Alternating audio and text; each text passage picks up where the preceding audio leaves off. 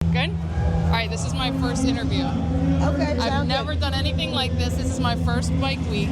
No problem.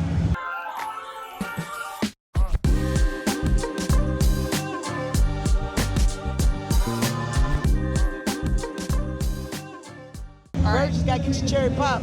I'm nice and easy. Boots on the ground, right? That's right. All right, let's start. What's your name? I'm Shantell Williams, aka Hen, like Mother Hen. All right, and where are you from? From Sanford, Florida. All right. How far did you travel to come to Daytona Bike Week? Oh, about a strong 30 miles. This is the least amount of travel I've ever done to a bike rally, because I've done 48 states a few times, and I don't mind going to Sturgis or Laconia or Phoenix Bike Week. Hey, Myrtle Beach, Galveston, let's go. All right. Tell us about your build here. What bike do you have? Oh, I got a standard, I got a Road Glide, Harley Davidson. I think the only thing I had done to it is Stage 2. Okay. Which Harley blessed me with, gifted me with, so wow. It's really, really nice. What year is it? 21. Gotcha. And how many miles do you have on it so far? Oh, man. So I got 127,765 miles today. Wow. And I'm sure 4 I'll years. have And with 6 months, I was in a wheelchair, so I got it in July 21. Wow. So I say 3 years. Okay. Yeah. All right. And you said you've done 48 states. Can you give us just whatever you have to say about a ride where you go through 48 states? Can you list all 48? Of course.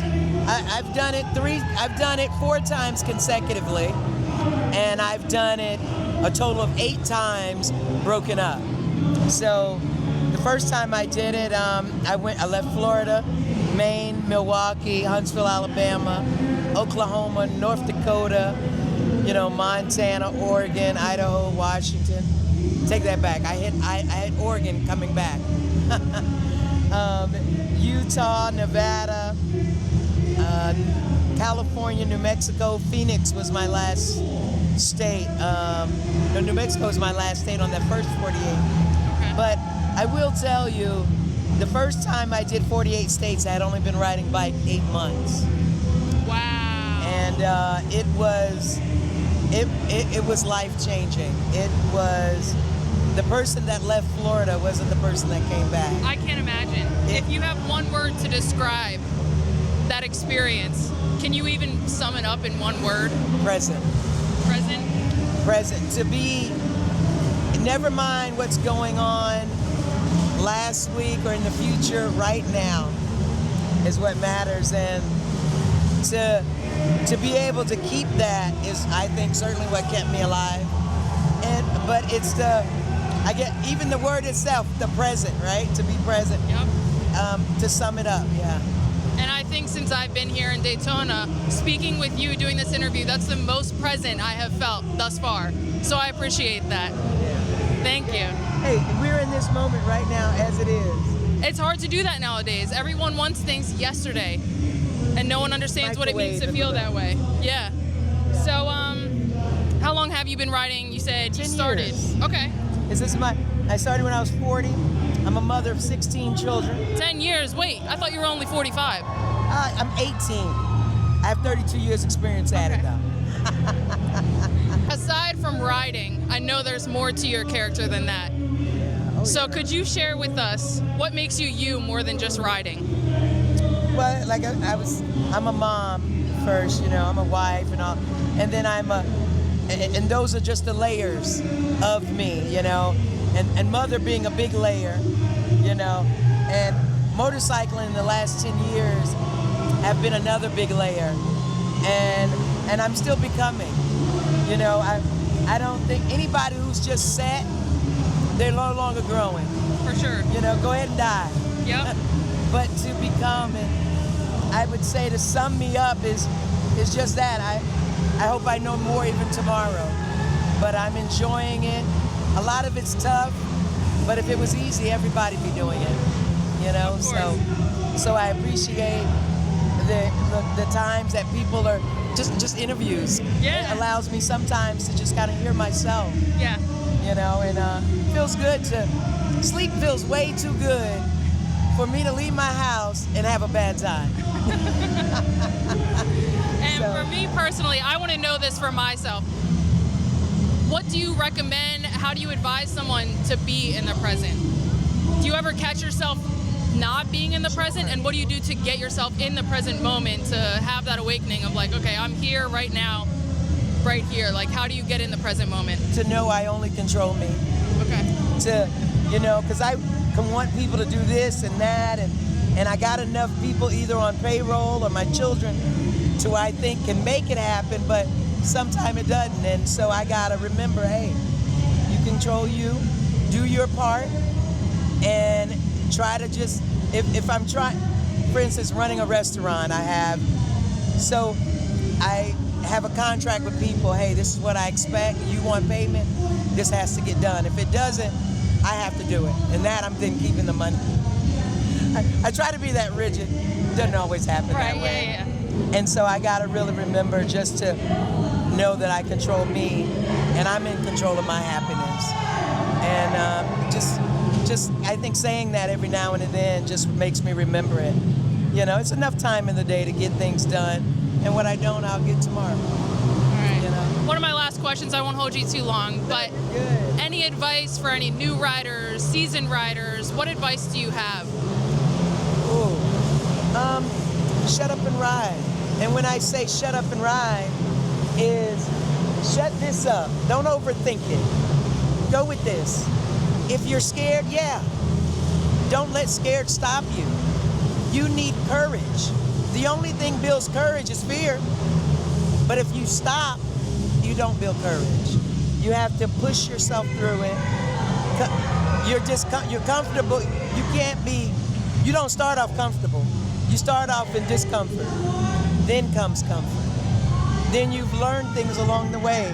That's the only way you grow. So even though you're scared, that's great.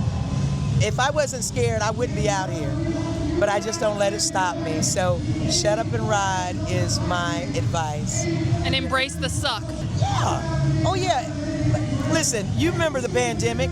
How easy was it to buy toilet paper? Everybody went and bought it. That's why we were out of it. Right. It was. I went out and bought a bidet.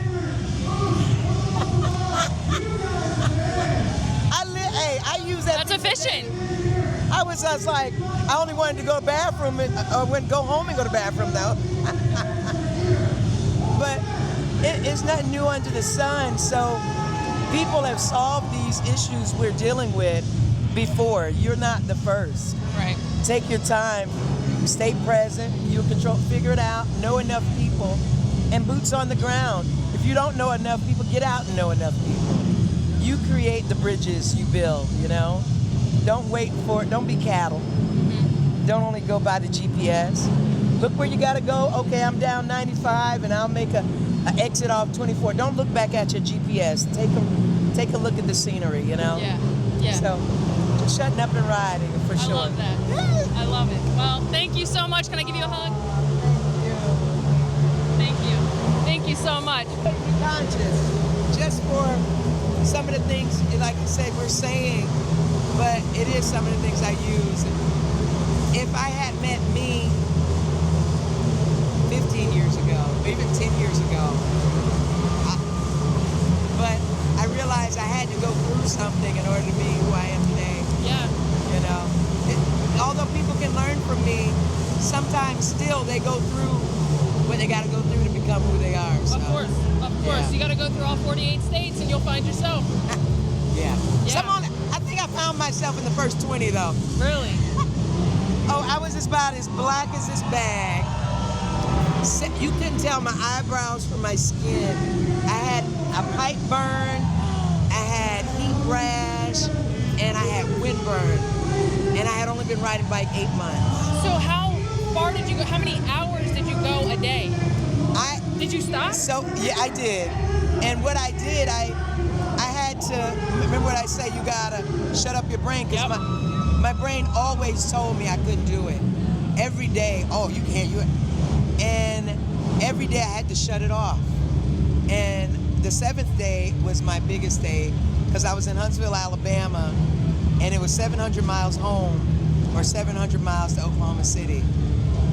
And I asked Facebook Live, hey guys, you know, I still got 6 kids at home, and 3 of my kids wanted me to come home. And I'm like, so I got on the highway to go home. And as soon as I did, my heart was like, turn around. And it was like God tapped me on the head and goes, I did it for a lady named Bessie Springfield, by the way. Had I did it just for me, I probably wouldn't went home. But Betsy, she's a woman I look a lot alike. In the 30s and 40s, she rode 48 states for the U.S. Army as a motorcycle dispatch civilian. I never knew that. Listen, when you hear this, so I called up Harley Davidson on the beginning of July. Told them this woman had 27 Harley Davidsons, a nurse practitioner, founder of Iron Horse Motorcycle Club. From 1936 to 1946, she rode 48 states 8 times in 10 years for the U.S. Army as a civilian, delivering orders to domestic base during World War II. So I did it to get her inducted into the Harley Davidson Museum. Day 7, I wanted to quit. When I left to go home thinking okay, I'm tired, it felt like God tapped me on the head and go, as soon as you find a reason greater than Betsy's, you can quit. All I can do is just shut up and ride. Turn this off, go. And every day, several people, whether it was an interesting gas station conversation, whether somebody bought my lunch or breakfast or dinner at a diner who didn't know me, everybody did their part, and it helped me it took me 27 days the first time. I did 48 states. A month later, Bessie Stringfield was inducted into the Harley Davidson Museum. Wow, you did it. And when I tell you, I thought I was going to die. I know I died 3 times. It's just, it was the most, if I had died, I was okay with it. Because that was one of the things, I had to be okay with dying. And what is that to get over it? Everybody's going to die. There's no cure for death. Some know the time, some don't. And so it really made me as a person better. Every tear, every emotion, I was vulnerable around people that because we don't look like what we've been through. I know you've been through some hard times, and people just see you and go, oh, you're so this, and they don't know half, right? So that's what the motorcycling did for me, and to hold someone else up who, had I known about her at 8 years old, I would have reached further. So I wanted the 8-year-olds to know in the world, hey, this woman existed, and she went through a lot more than I'm going through, and she still did it. So what's your excuse? Right. Any excuse will do, but if you want to do it, just shut up and ride. So that changed my life, and for 10 years, I've been doing it with that same message, and I've been getting just as many jewels back as I give, if not more. You know? I love it. Lex, I love it. your first time. I know, we did it. Thank you so much again.